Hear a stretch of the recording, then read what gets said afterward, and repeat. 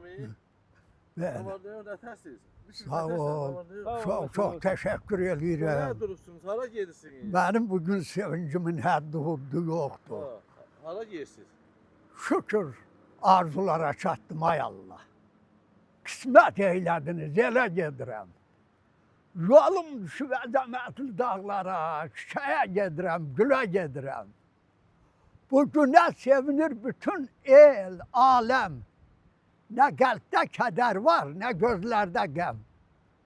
Dilimde hoş sözler, elimde kalem, tutmuşam şehirden şele gedirem. Minnettarım bu müzeffer orduma. Belə oğulları olan halkıma. Yağlardan azad edip yurduma. Sevinirem, güle güle gedirem.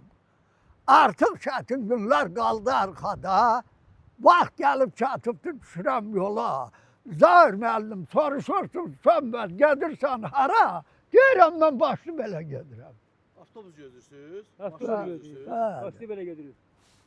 Əla, əla. Əla gedirik. Həmşə vətəndə, həmşə evdə eşitdə. Çok sağ Sağ ol, ol, teşekkür ederim. Gələcək birazdan. Yaxşı yox. Salam Sağ ol. deyək. Sağ ol, sağ ol. Abilə salam deyək, abilə. Sağ ol, sağ ol, sağ ol. Gəlir avtobus gəlir, avtobus gəlir. Gel, Ha gəlir. gelir, Görək şair gözlük, gedir. gözlük gedək.